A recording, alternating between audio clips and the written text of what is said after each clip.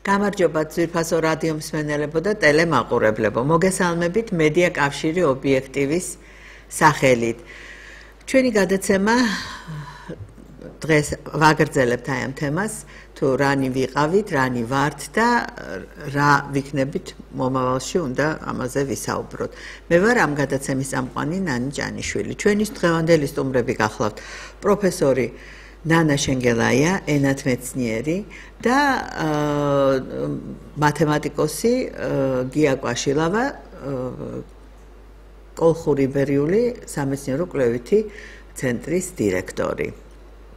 ჩვენ დღეს ისე ვისაუბრებთ იმაზე, თუ საიდან იწყება ჩვენი კულტურული სათავეები. ანუ ჩვენი ქართველების კულტურული სათავეები. ბატონ მაგიამ გაშიფრა, როგორც წინა გადაცემებში ჩვენ ვისაუბრეთ ამაზე, ფესტოს დისკოს წარწერა და აღმოჩნდა, რომ იქ 4000 წლის წინანდელი ეს წარწერა არის სწორედ ქართული პროტოქართველურ ენაზე დაწერილი.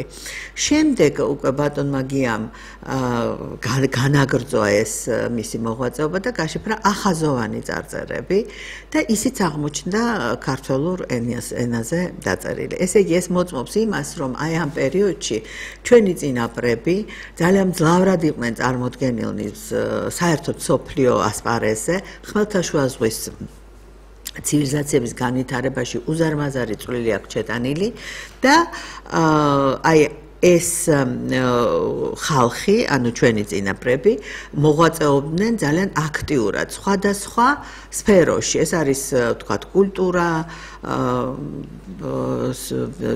ყველანაირი ფორმით, სპორტი, ეს არის გემთმშენებლობა, საზღვაოსნო საქმე, სამთო საქმე. საქართველო იყო ერთ-ერთი პირველი ქვეყანა, სადაც განვითარდა სწორედ ეს სამთო მრეწველობა, ოქროს დამუშავება და სხვა მრავალი, სოფლის მეურნეობა ბუნებრივია, მევენახეობა, ღვინის მრეწველობა, აი ხორბლის მოყვანა, სუბუქი მრეწველობა ძაფის დართვასელიდან.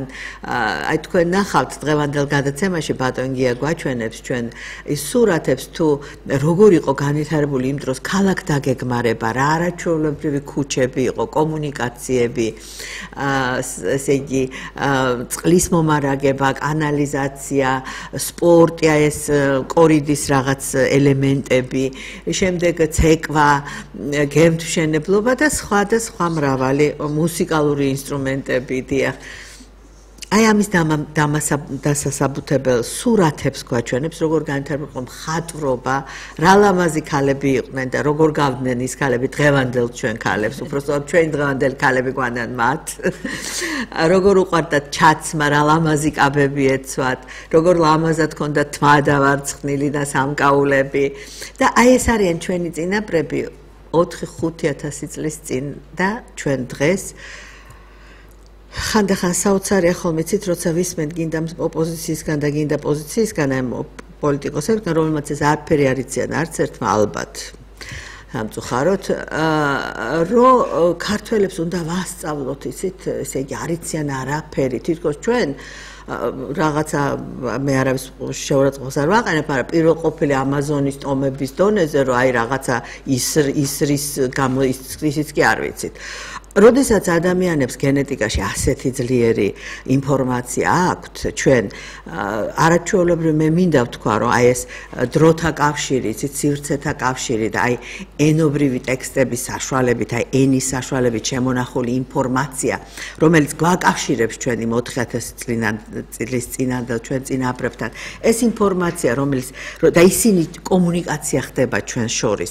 დღევანდელ დღეს მე მინდა გავახსენო ჩვენ მოსახლეობას და ჩვენ ეგრეთ წოდებულ პოლიტიკოსებს, რომ ჩვენმა ჰიდროლოგებმა და ჩვენმა ინჟინრებმა ააშენეს 100 სვანის კაშხალი, რამდენი მშენებლობა მსოფლიო მასშტაბის აწარმოეს, რომ ჩვენთან როგორ განვითარდა იგივე ავიაცია, გინდაც ტრანსპორტი, გნებავთ, რომ ხიდები და გვირაბები, ზავრიევის სკოლა, მსოფლიო სკოლა იყო და გვირაბების და მშენებლობების და ვერან ვერ გვასწავლის ჩვენ მაგას და რა გრიგოლ ხანძთელმა მშობელმა რომ ოშკი და ზარზმა ააშენა რა არ იცოდა იმან გეომეტრია და ალგებრა ისე ააშენა და საინჟინრო საქმე და გინდათ ესე იგი და ეხლა უნდა ვიღაცა ჩამოვიდეს და გვასწავლოს ძვირფასო პოლიტიკოსებო შეისწავლეთ ჯერ ცოდნა შეიძინეთ და მერე დამოწვრეთ ხოლმე ერი ეხლა მე მინდა გადავცე სიტყვა ქალბატონ ნანა შენგელაიას რომელიც ასე ვთქვათ აი რაღაცნაირად თავიდან კიდევ მოგვიყვება აი ამ ყველაფერზე თუ როგორი კულტურა ვარ ჩვენ და რომ უძველესი კულტურების აი ბატონ გიას აღმოჩენა ბატონ გიას გაშიფრვა აი უძველესი კულტურების ცივილიზაციების სიაში შეგვიყვანა ჩვენ გთხოვთ ქალბატონ ნანა ქალბატონანი მე წინა ჩვენ შეხვედრაზე მე მოგახსენეთ უკვე რომ საზოგადოდ როდესაც არის აი აღმოჩენები და ისტორიული აღმოჩენები რომელიც არის შორს ჩვენგან დროში ეს ხდება ხოლმე არქეოლოგიური მასალის დასაბუთება ხდება არქეოლოგიური მასალით და ლინგვისტური მასალით და ის საბედნიეროდ მოხდა ისე რომ ჩვენთან მოხდა ეს იყო არქეოლოგიური მასალა საკმაოდ მდიდარი ერთი 100 წლის წინ აღმოჩენილი და დახარისხებული და დალაგებული და ეხლა აი ამ 100 წლის შემდეგ რაც ეს არქეოლოგიური მასალა აღმოჩნდა და ვერ არქმევდნენ სახელს კონკრეტულს ვისი ცივილიზაცია არის ეს თუმცა ხაზგასმით მე კიდევ გავიმეორებ ამბობდნენ რომ ეს არ არის ინდოევროპული კულტურა კატეგორიულად ამბობდნენ ამას ინდოევროპეისტები ეს არ არის სემიტური კულტურა ასევე კატეგორიულად იყო ეს გამორიცხული არის რაღაცა სხვა მაგრამ ვერ 100 წელი ჩვენს ისტორიაში ისეთი პერიოდი იყო რომ ჩვენ ვიყავით რა ვიცი რუსეთის იმპერიის შემადგენლობაში ვიყავით და ეხლა არ ვიცი რატომ ვერ მოხდა იდენტიფიკაცია ეხლა მონიტორზე არის სურათი სადაც თქვენ და გია კვაშილავა ლონდონის კონფერენციაზე ხართ სოფლიო კონფერენციაზე სადაც ზუსტად აი ფესტოს დისკო უჭირავს ხელში ხო ეს ორგანიზატორი ფონზეა და აი სწორედ აქ მოხდა პირველად გაცხადება მსოფლიოში და პრაქტიკულად და სხვათა შორის იქ გვითხრეს ჩვენ ხა იქ უნდა ვთქვა რომ გამოირჩეოდა რა თქმა უნდა ეს მოხსენება თუმცა შესანიშნავი მოხსენებები იყვნენ და ვინაიდან ეს საიუბილეო კრება იყო შეკრებილი ყველა გამოჩენილი მკვლევარი და იქ გვეუბნებოდნენ რომ 3 წელი მოიცადეთო და ეს მთელი მსოფლიო ახლა ამას გადახარშავსო დროჭირდება ხო აი აქაც ამ წიგნზე ეს ვისი წიგნია შანდორის ბუდაპეშტში გამოცემული ხო სადაც სწორედ ამ აღმოჩენაზე საუბარი შემდეგ ქალბატონ ნანა ეს ის წიგნია ხო სადაც შემდეგი სურათი ხო და ისა ეს ის ჟურნალია სადაც ამ ფესტოს დისკოსია კემბრიჯის სწავლულთა გამომცემლობაში დაიბეჭდა ეს საკმაოდ დიდი მოცულობის წიგნია ჩამოვიდა ბატონ გიას და მეც მერგო ერთი ეგზემპლარი და იქ არის ესე იგი ნახევარი წიგნი თითქმის შეიძლება აი ამ აღმოჩენას პირდაპირ ეძღვნება ამ აღმოჩენას და პირდაპირ მოტანილია რამდენადაც ყველაფერი ეს ინგლისურადაც არსებობს ინგლისური აი დიდი ნაკვეთები თელი თავები მოტანილია პირდაპირ ბატონ გიას ნამუშევრები სხვა წიგნები არის კიდევ ენციკლოპედია ეს ატლანტიპედია სადაც დიდი საენციკლოპედიო სტატია მიეძღვნა სწორედ ბატონ გიას აღმოჩენას და ეს არის ჟურნალი მინევრა, სადაც ასევე დიდი სტატია არის ამ აღმოჩენაზე და სხვათა შორის აი საენციკლოპედიო სტატიაში არის ზუსტად მითითებული იმაზე, რომ ეს მისი აღმოჩენა და მის წიგნი უნდა აუცილებლად გამოყენებული იყოს როგორც სახელმძღვანელო ასპირანტებისა და იმას მიერ, ხო? ხო, ეს უბრალოდ ეს სხვადასხვა ჟურნალები, სადაც დაიბეჭდა ამ კონფერენციამ ფესტოს დისკოს და ამ აღმოჩენის შესახებ. ანუ ეს გახმაურება არის, გახმაურება უკვე არის. ეს არის უკვე ის, რომ სოფლიომ ეს აღიარა პრაქტიკულად. დიახ, მსმენელი ყავს. გამარჯობათ.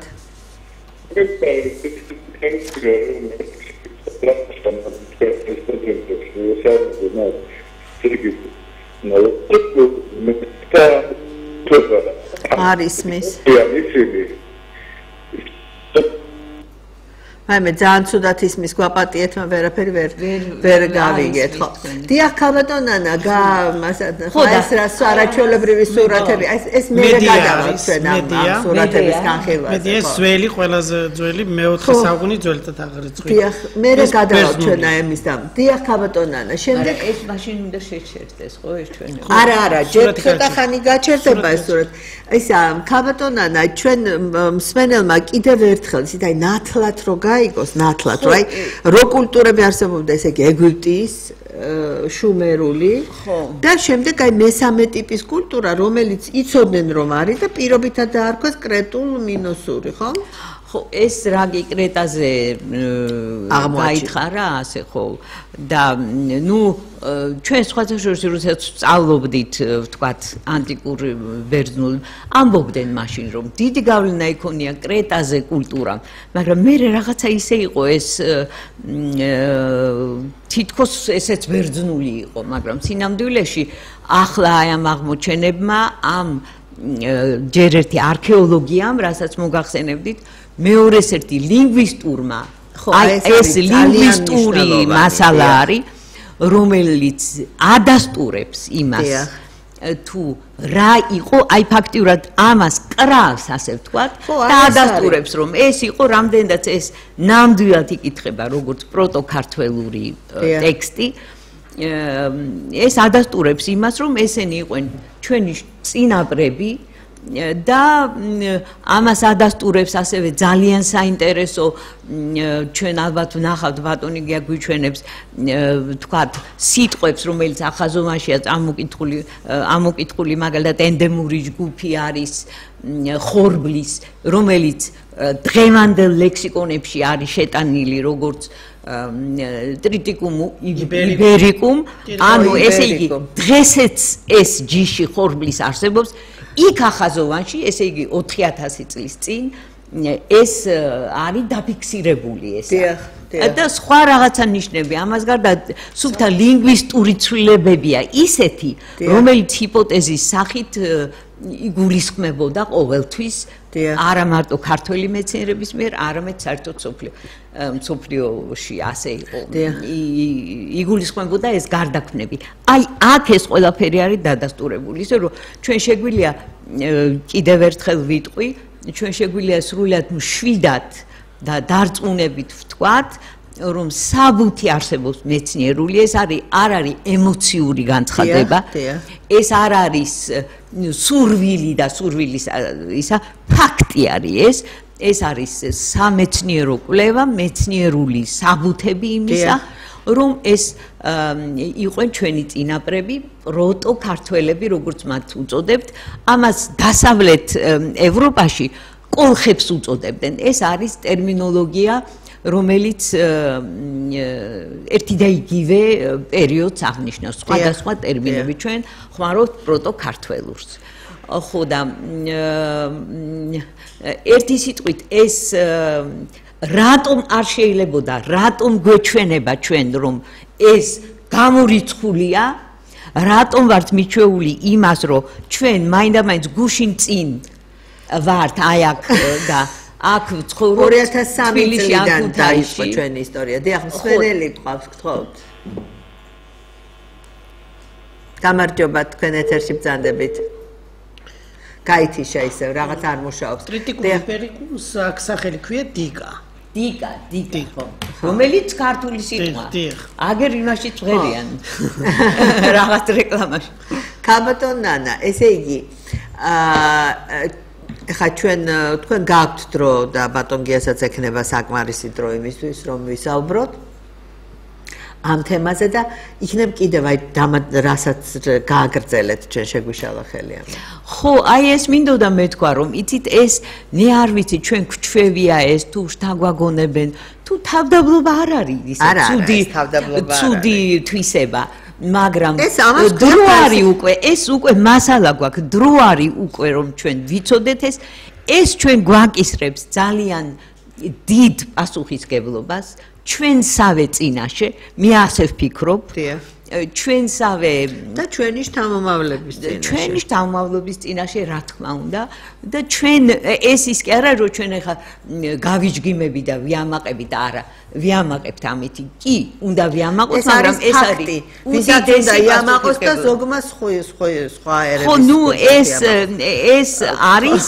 ნამდვილად ისეთი რაღაცა რაც ჩვენ გვაკისრებს პასუხისგებლობას ჩვენ ვნახავთ ახლა ბატონი გია გვიჩვენებს რა ნირის კარგად არის ასახული ეს და რა ნირის ხალხი იყო ჩვენ ისინი გვავალებენ იმას რომ ჩვენც ვიყოთ რაღაც კეთილშობილი მენელიათ გთხოვთ იქნებ ახლა მაინც რაღაცნაირად მოხდეს და გამარჯობათ ეთერში ბრძანდებით მოგესალმებით ყველას გამარჯობათ მე ერთიანი მაინტერესებს თუ გახსოვთ 70-იან წლებში შოთა ხვედელიძის წერილები იყო გამოქვეყნებული და ერთ-ერთი იყო ტექნიკა მალადიოში 3479 плюс еще полгода ეგ იყო აი სწორედ ამ წერილების შემდეგ იყო უკვე გახსნილი ბასკური კათედრა და იყო ურთიერთობა დამყარებული ბასკონდა.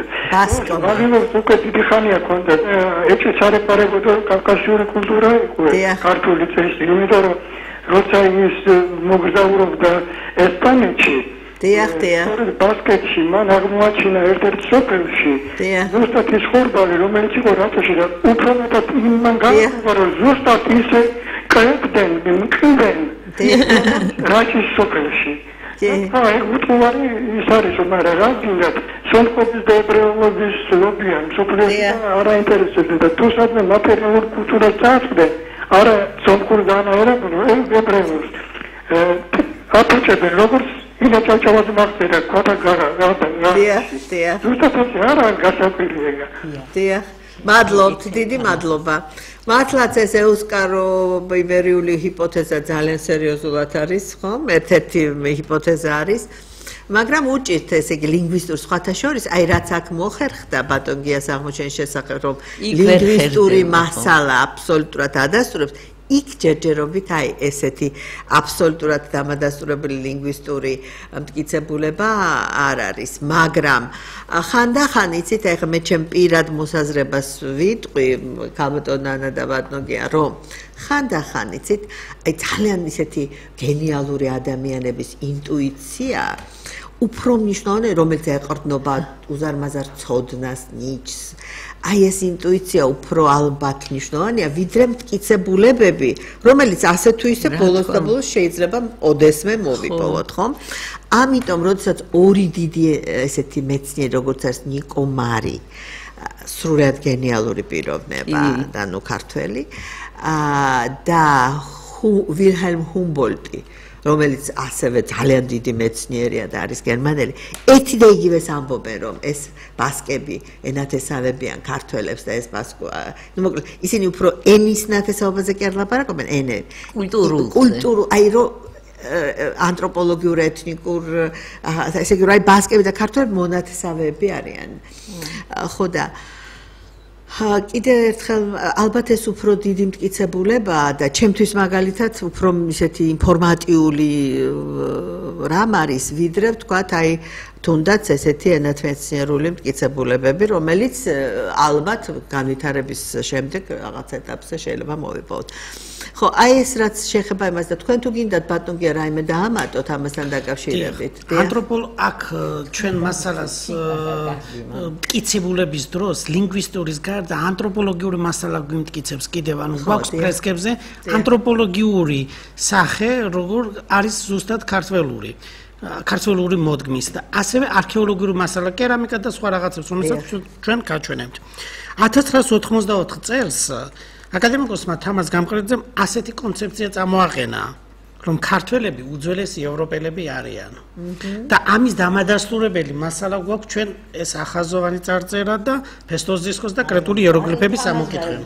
რა თქვა, რა მან ძალიან კარგი. აქვე მოვიყვანთ ციტატას მეცნიერებასთან დაკავშირებით, როგორი აზრი აქვს გამოთქმული ბატონ თამაზ და იმ ციტატას წავიკითხავ. დღეს ქართველი ხალხის წარმოჩინება საზოგადო და საერთაშორისო ასპარეზზე განსაკუთრებით სწორედ ქართული მეცნიერების, ქართული კულტურის მეშვეობით უნდა ხდებოდეს. ამ ცნებათა ფართო გაგებით. ეს ერთგვარი ეროვნული თვითყოფადობის გამტკიცება უნდა იყოს ქართველი ხალხისა, მსოფლიო საზოგადოებრივების თვალში. ამა თუ იმ ხალხის საყოველთაო აღიარების საფუძველს მხოლოდ მის მიერ შექმნილი ობიექტური, ნამდვილი და გაუზვიადებელი მეცნიერული თუ კულტურული ღირებულებები ქმნის, რომლებიც საბოლოო ანგარიშით ამ ხალხის მუდმივ ღირებულებებად იქცევა და რომელთა მიხედვითაც ფასდება მისი წვლილი და ადგილი საკაცობრიო ცივილიზაციაში.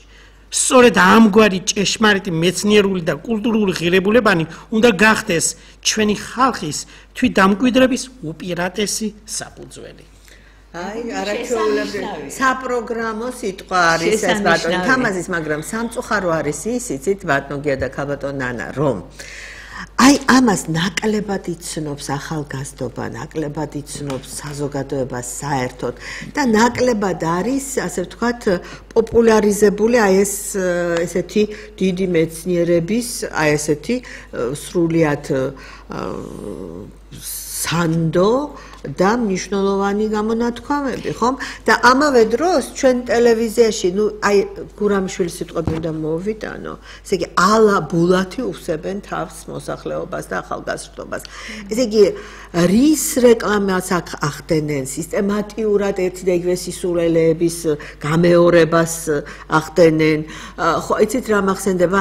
ჩუკოვსკის აქ ესეთი რამე, რომ აწიპერი გავარით ბაბია ეუბნება შვილიშვილს, რომ შვილი მოდიო ეხა გავიმეოროთ ისეთი სიტყვები, რომელიც ჩვენ არასდროს არ უნდა თქვაო. ხო და ზუსტად ესე იმეორებს ეს ჩვენი ტელევიზია. ისეთ აზრებს, რომელიც არ არის საჭირო, რომ საერთოდ არსებობდეს.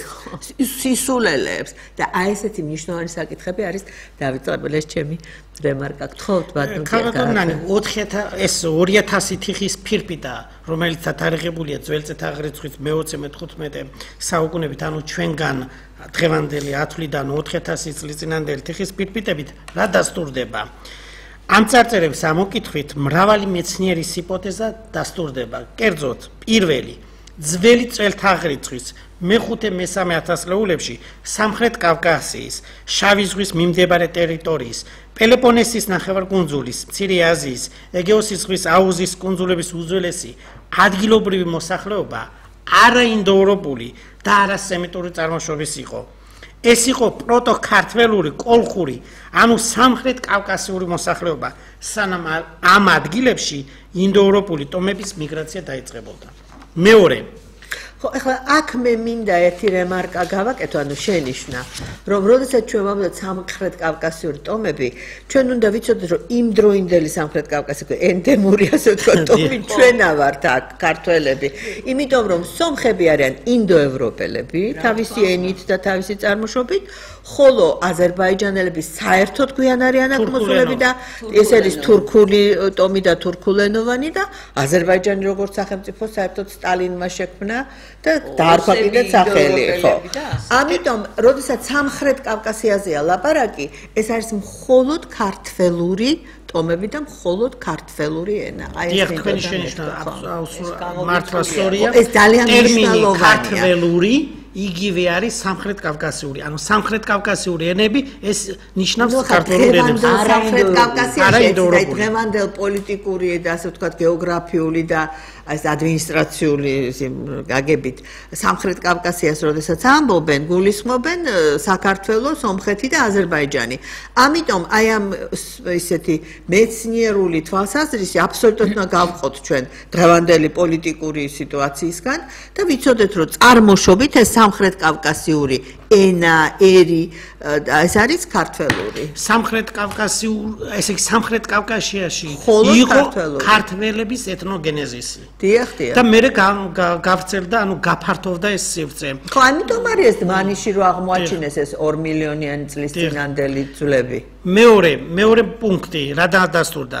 ცხადყოფს რომ ძველი წეთაღრიცხვის მე-15 საუკუნის წარწერები პელაზგურ კოლხური, ანუ ფრჩხილებში იბერიულს მოიხსენიებენ ევროპაშიც კიდევ, უძველესი კულტურა და ენა გავრცელებული იყო სამხრეთ ევროპაში, მცირე აზიაში, ხმელთაშუა და შავი ზღვის არეალში, სანამ გავრცელდებოდა ინდოევროპული დიალექტი. მაგალითად ბერძნული. ხო, აი მე მინდა იცით ქალბატონანა, იქნებ თქვენ რაღაცა და თქვით ამასთან დაკავშირებით, რომ აი როდესაც თქვენ ამბობთ, რომ მე-20 საუკუნის ძველი წელთაღრიცხვის, მაინც მე რაღაცნაირად მინდა ხოლმე ყოველთვის რომ ავხსნა, რომ ეს რამდენი წელია.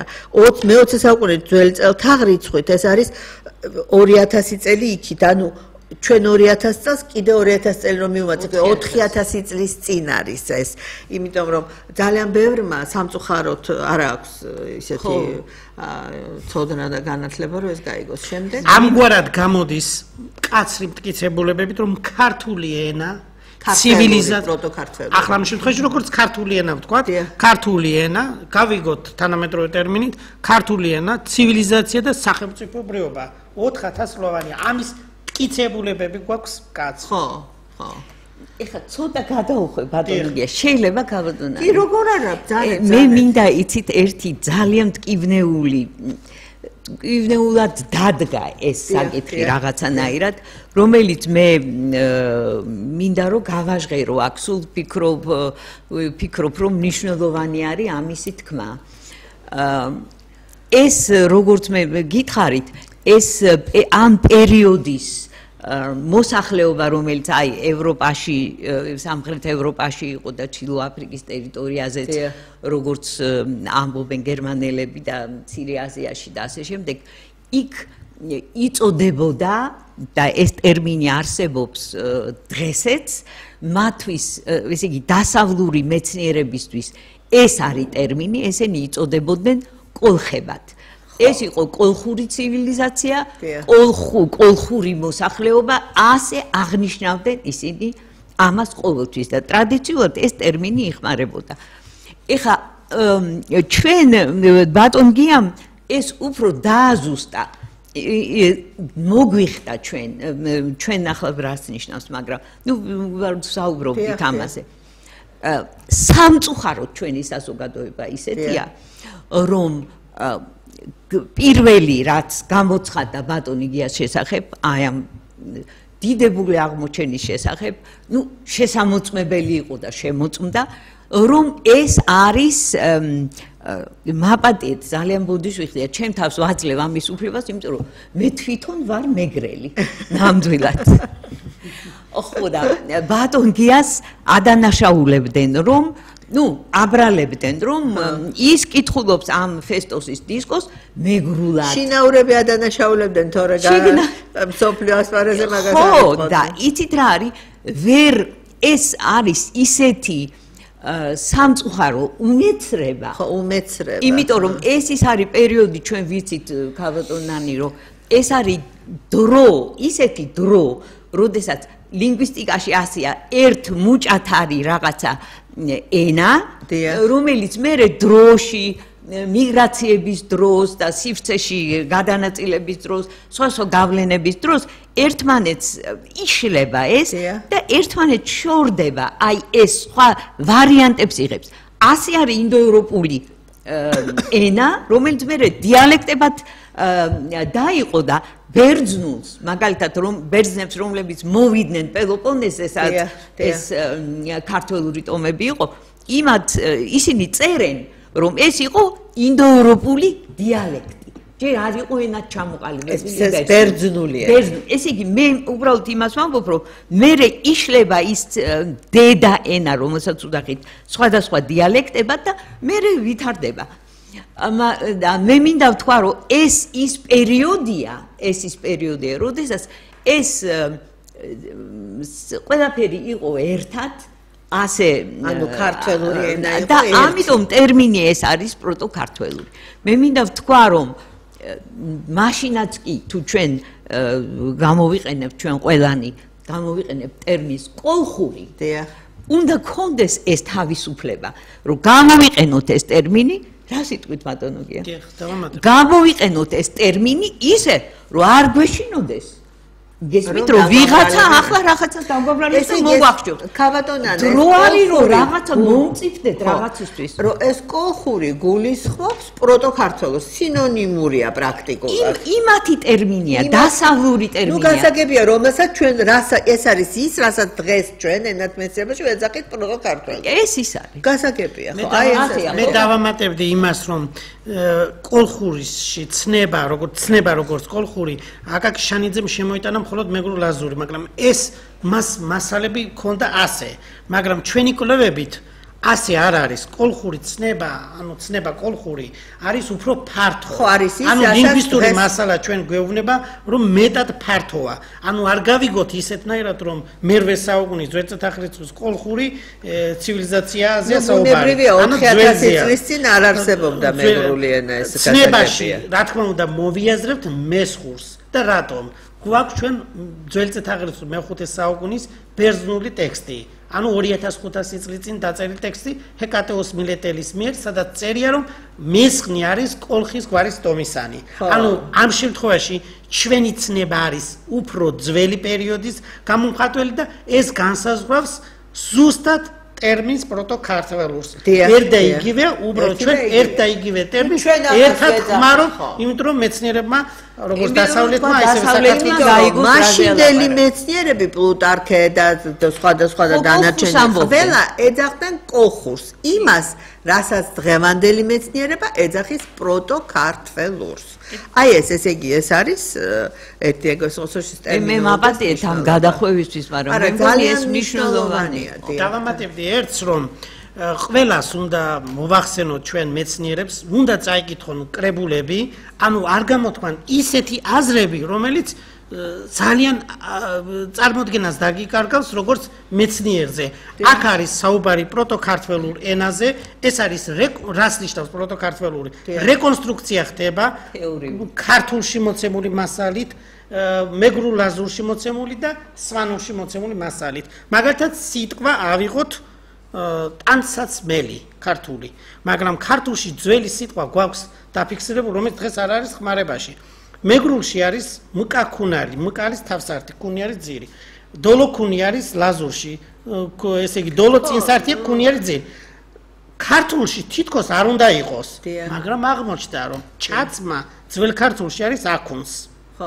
ანუ ამ ძირების მიხედვით ხდება რეკონსტრუქცია და ჩვენ ვკითხულობთ რეკონსტრუირებულ ენაზე.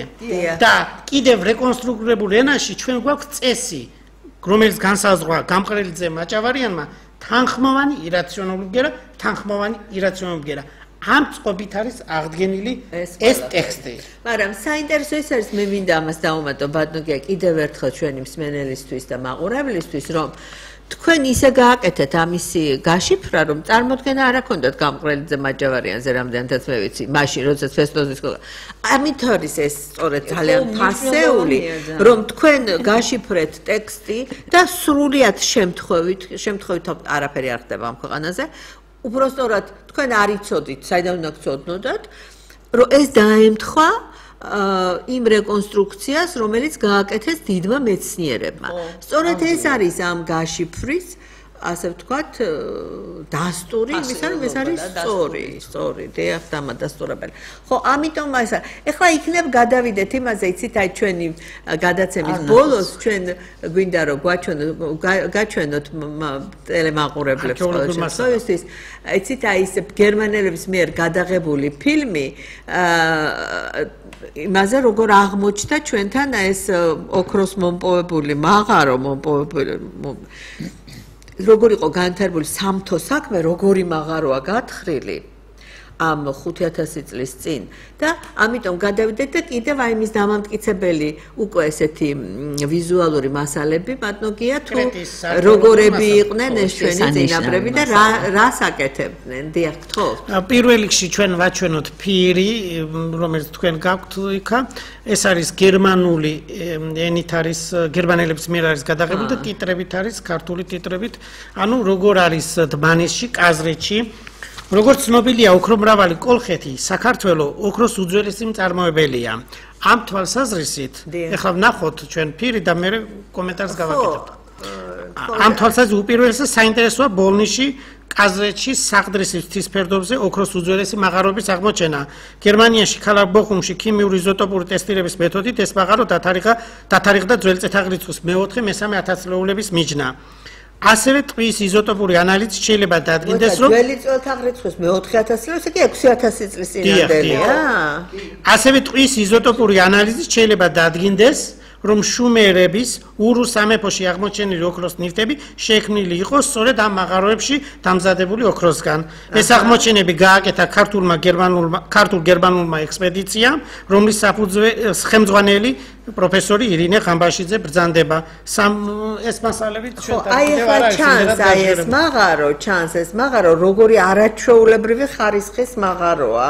რომელსაც დღეს ალბათ არ ვიცი შეუძლიათ ჩვენებს რომ გათხარონ თუ არა.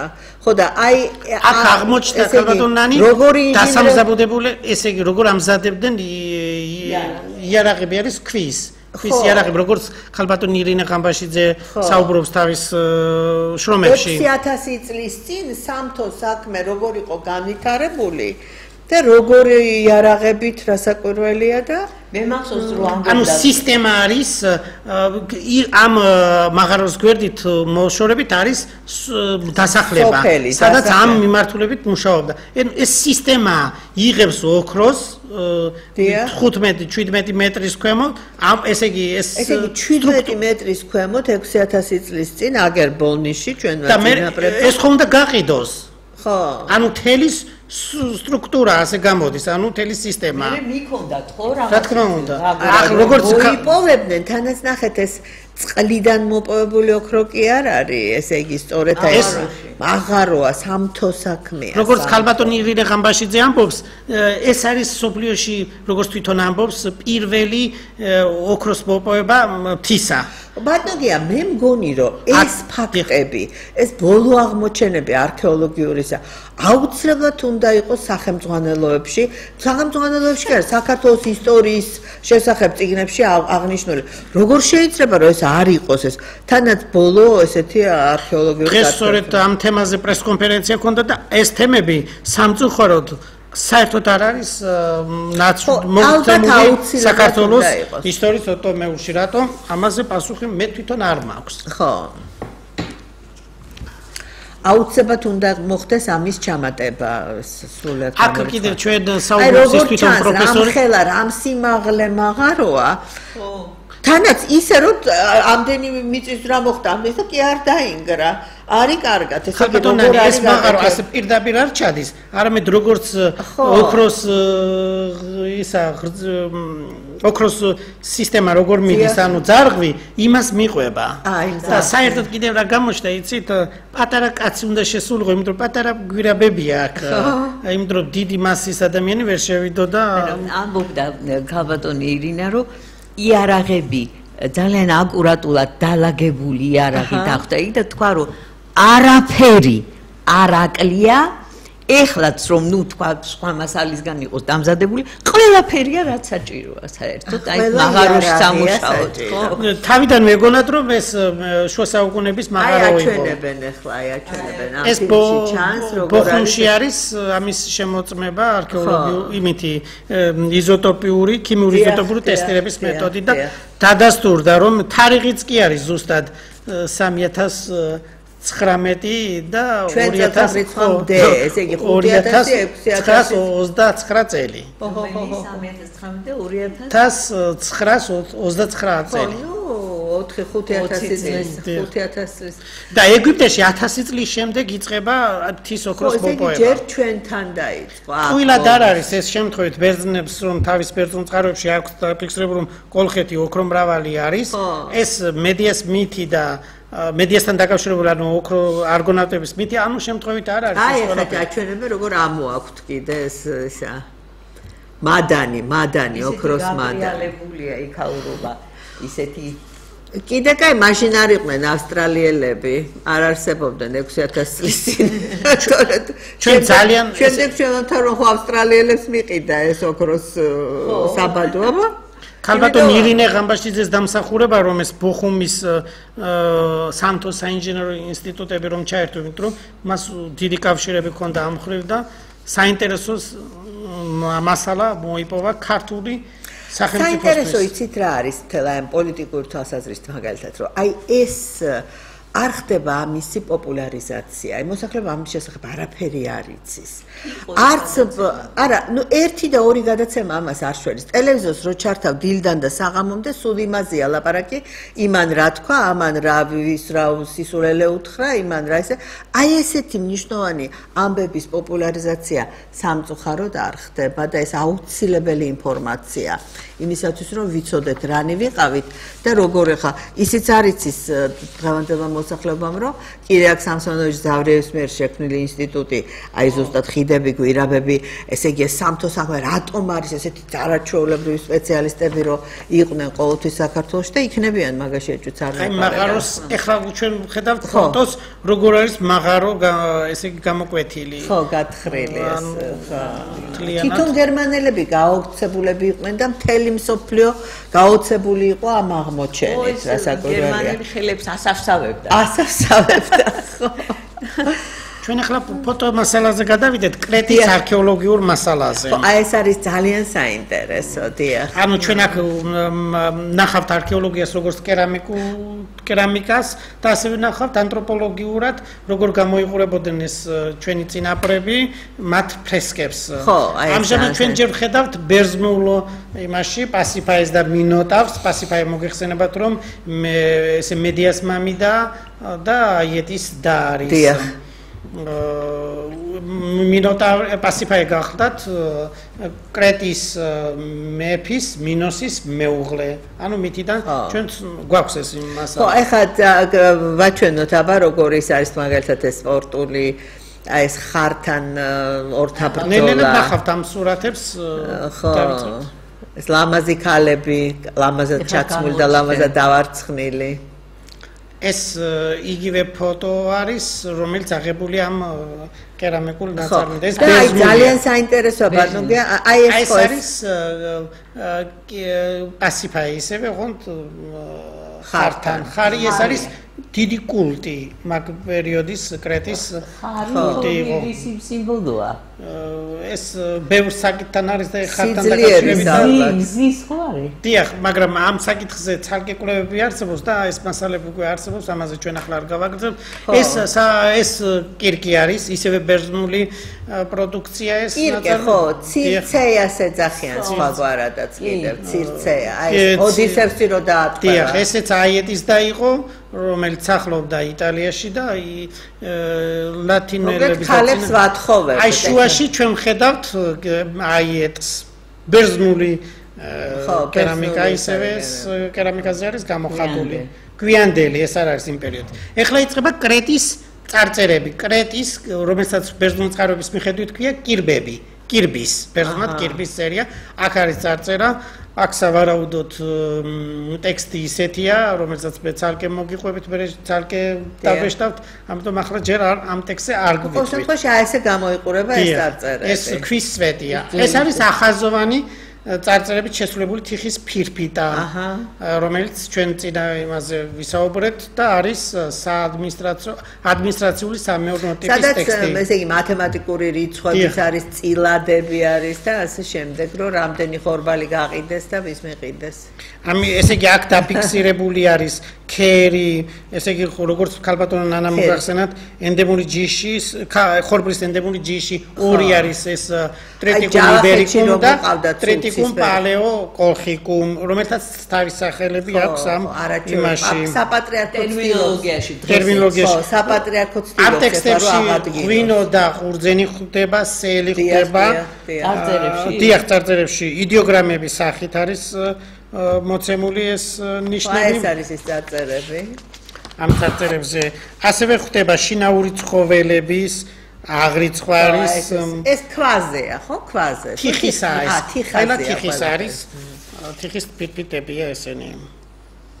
ლეღვიც ხდება. ნუ ლეღვი ახლა ჩვენ ვხედავთ კლეთის თავარ ქალაქს, რომელიც იმდროინდელ თავარ ქალაქს, კნოსოსის სასახლის დღევანდელ როგორ არის არქეოლოგიურად რეკონსტრუქცია ცალკე ნახავთ როგორც არის ახლა ეს რაღაც 20000 კვადრატულ მეტრია გადაჭიმული სასახლე აი საინტერესოა როგორ ზოგ ადგილას ესე იგი ისე აწყობილი ეს სასახლე შიგა ეზოც აქვს შუქიც აი ბუნებრივად შუქიც ნაწილდება ამ სასახლეში რომ აი დავუშვათ 4 სართულიანი ერთ მხარეზე და ზოგი 3 სართულიანია ესე იგი არქეოლოგია განვითარებული არქიტექტურული ხელოვნება კანალიზაცია წყლის გაყვანილობა არ არის კიბეები სურათები ნახოთ შემდეგი არაჩვეულებრივი ეს არის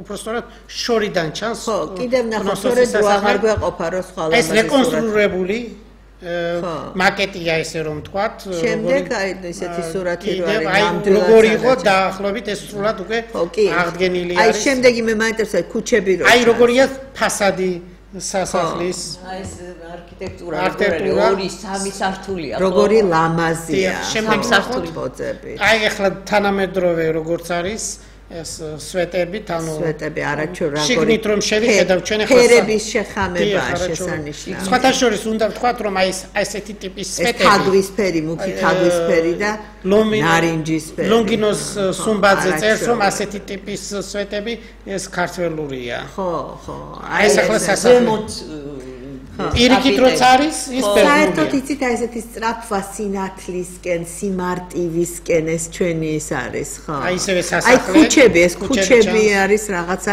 შესანიშნავი. ეს მოგეხსენებათ რომ დაინგრა, როცა აი ეს ნარინჯისფერი სვეტე ეს ვულკანია მოვიდა და ამფერი როგორ ჩანს, ხო? 1500-ის ძველწეთ აღრიცხვით ვარაუდობენ რომ ვულკანია მოვირქვა კუნძული კრეტიდან აი ეს ქუჩები ახლა ქუჩა და კიბეები და ცუნამა და მიწისძვრამ დაანგრია ეს ქალაქი მაგრამ დარჩა არაჩვეულებრივი ასევე ძლიერი იყო ესე იგი ნავების სისტემაში ანუ გემშენებლობა კრეტა და გემშენებლობა გია კოლხეთში ამით დასუსტა ამორქვევის შემდეგად და მე ბერძნები იპყრობენ ამ ტერიტორიას ბუნებრივია გემშენებლობა ხარის კულტი არის ძალიან ხო აი ხარის კულტი ხარის რქები არის ცენტრში იმის ქალაქის თავარ მოედანზე მოცემული ეს მწვანეფერის ქვა არის ამ ფერის არა ფოტოზე ჩანს ცოტა ეს საღამო ჟამია აი როგორ ჩანს ეს ცოტა მაღალი ადამიანზე ცოტა დიდი და როგორი კიბეებია კიბეები ეს დახვეწილი თანამედროვე თანამედროვე შიგნით დახავთ ახლა ჩვენ კიბეებს რა კიბეები არაჩვეულებრივი აი ახლა ეს არის თავარი სამეფო აი რა ფერებია ნახე ნუ რა ტახტიც გამოჩნდება აქა იქ კარების იქით სამლოცველოა აი ტახტი უძველესი პირველი ტახტი სამეფო ტახტი სოფლიოში ევროპული ცივილიზაციის პირველი ტახტია ეს ქვისგან გამოთვლილია მე სამეფო აქ გამოხატულია შესაბამისად დამცველები რომელიც ფესტოს დისკოზეა კორიბანტები ქერუბიმები, მეორე ვარიანტი ანუ გრიფონები და აი სასახლეში შიგნით როგორ დევს სივრცე არის და აი სკამი ჩვეულებრივ დახტი როგორ დევს სამარა სინათლე არის შესანიშნავად აი ეს სინათლე იცით რაც განასხვავებს აი ძველი სასახლეებისგან სადაც სულ ისეთი გინდათ ინდოეთი ჩინეთი ეს ეგვიპტე აი ეს განსხვავება აი წინ თასივით რაღაც ფორმის იქ წყლით ასე თუ ისე ფიქრობენ რომ კურთხევან რაღაცა იმ დროინდელი რაღაც რელიგიური ესე წინდას გადითვლება როგორ არის ტახტი ასე რომ ვთქვათ მეფისა აი შიგნით ინტერიერი ესე იგი როგორ მოდერნ სურათს გავს სურათები როგორ არის წარმოდგენილი ეს აი მოდერნისტული სურათია საოცარი ის არის რომ გეგონებათ რომ ესენი თანამედროვე ეპოქაში ცხოვრობენ ხო თანამედროვე აი თანამედროვე სახლები რო არის ესე მილიონერები ერთ-ერთი ავტორი ამბობს ინგლისელი მეცნიერ რომ იმდენად განვითარებულები იყვნენ რომ ევროპელები ამ დონეზე აი ნახეთ რა სურათებია ეს არის ის ცნობილი სურათი აი შეკითხვა რომ ისმის ვაიმე რატომ არის ქართველების ისა მხატვრები ესეთი ამი იმიტომ რომ აი ესეთი ის აქვს გენეტიკა აი დელფინების და ეს ცნობილი ის არის ფრესკა დელფინი ძალიან მნიშვნელოვანი ამ ცივილიზაციისთვის ერთ-ერთ ღვთაებადაც შეიძლება წარმოგვიდგინოთ. რამდენი სართულიანი იყო? ზოგ შემთხვევაში 5, არა, სასახლე რომელიც არის მეფისა, 5-იც არის და ან გააჩნია დაგეგმარების თვალსაზრისით 3-2-1. თორე ვერ მოვასწრებთ. კი, შემდეგ დაავატრიალოთ. აი ეს ქალები და მოხული თამაშები და ეს სასახლეში და ინტერიერია და ამიტომ აი ეს ხორბლის შესანახი და სხვადასხვა შესანახი ესენი. ქვევრებია. აი საოცარი ის არის რომ ხე და ქვარის ერთად გაკეთებული მშენებლობა. აი თუ ხედავთ შიგნით ინტერიერს სართულები როგორ ჩანს და კიბები ჩაშაშვა. 3 სართული ჩანს. ქვემოთ. აი კიბეც, აი კიბე. შიგნით კიბე, აი ეს არის ფესტოსის სასახლე და ფესტოს სასახლეც კი არის გადარჩენილი. სადაც ფესტოს დისკოვი აღმოაჩინეს. ეს გადახურული ახლა. აი ეს არის სადაც ინახავდნენ ესე იგი სარდაფი აი როგორ გაქვს დღევანდელ მარნებს აი სახლები დაახლოებით 2 სართულიანი ასეთი მაკეტს აკეთებდნენ სახლის დიახ აი ეს ქალბატონი შეხედეთ როგორ არის აბსოლუტურად ქართველის ანთროპონიმი ანუ მოძრაობა ყველაფერს ხედავთ აი პარიზელი ქალბატონებს ეძახიან ამათ უბრალოდ სამაია სამი ქალბატონი და ანთროპოლოგი აი ეს ქალბატონიც კიდევ შვენიერი ეს ფრესკა აი ეს ასევე ეს ფრესკა ისევე ოღონდ ეს კრეტაზე არის აღმოჩენილი ეს უკვე ცოტა სხვა კუნძულზე აღმოჩენილი აი თე აი ეს არის საოცარი ასეთი მსგავსი ფორმით ქალბატონები ნაწნავს იკეთებდნენ და ფიქრობდნენ რომ ამას თუ გაიკეთებდნენ დაცულები იქნებოდნენ ავითვალისგან აჰა აი ეს ქალღთაება მიწისა რომელიც ერთ-ერთი სახელია, ერთ-ერთი რიაკიბელეს შეიძლება ვთქვათ, აი ეს მეორე სახე. ხო, გველები უჭირავს. ესენი დაახლოებით 15-20 სანტიმეტრის მეტი არ არის, უფრო მცირე. აი ეს ქალბატონი როგორ ლოცულობს. აბა, ხელები. ეს გამოიყურება თავადია, ანუ უბრალოდ ქალბატონია ისეთ რომ არაჩვეულებრივად ეს ქალბატონები ცეკვავენ. არა, მამაკაცები ცეკვავენ. ეს კი ქალბატონები. ხორუმია. ქალბატონები ცეკვავენ. ხო, აი ეს ერთი უკრავს და 3 ცეკვავს ეს სამაია. ეს მამაკაცი და ქალბატონი. ხო, ეს გამოკეთილი აქვს ამათ გაკეთებული, არის როგორი კაბები აცვია. ჩვენ იმასაც კი გაჩვენებთ ახლა შემდეგში რომ კაბის ფორმატი, აი ფორმატი როგორ უნდა გააკეთონ. კაბა, ეს არის გამოთლილი. კაბის მოდელი. გამოთლილი. ეს სამკაულები. ძივები ეს ოქროს სამკაულები. სხვადასხვა მინისაც არის შეიძლება აქ ვთქვათ. აი ეს მამაკაცი, რომელიც ქართული ანთროპოლოგიური სახეა მთლიანად და მას ხელში უჭირავს ხვავი ბარაქის სიმბოლო ტრიტონი. ეს უფლისწულია. აი ეს ცნობილი ფრესკა. გადახტომა აკრობატიკული თამაშობანი, ოქროთ დამზადებული ბეჭედი, როგორც ბეჭედი, იმაზეა გამოხატული ეს ხართან თამაში. ბაინე აქ ძალიან ბევრი მასალაა, მე მგონი არაჩვეულებრივად საინტერესო ყველაფერი, ლამაზი და სამწუხაროდ ჩვენი დრო ამოიწურა, მაგრამ ეს არის ისეთი თემა, რომლის ამოწურვაც პრაქტიკულად შეუძლებელია და რაც მთავარია, ეს აუცილებლად უნდა გახდეს ძალიან პოპულარული და ცნობილი ჩვენი მოსახლეობისათვის, ანუ აი ამ ხალხის შთამომავლებისათვის, ანუ ჩვენთვის და დღეს ეს მსოფლიოსთვის უფრო ცნობილია ვიდრე ჩვენთვის საქართველოში. ამიტომ ალბათ აუცილებელია ამ მთელი ინფორმაციის შეტანა სახელმძღვანელოებში. დღევანდელი გადაცემისათვის დიდ მადლობას მოგახსენებთ მობრძანებისათვის ქალბატონ ანა ბატონგია, წარმატებებს გისურვებთ. დიდი მადლობა, გემშვიდობებით, მადლობა. დიდი მადლობა ჩვენგან.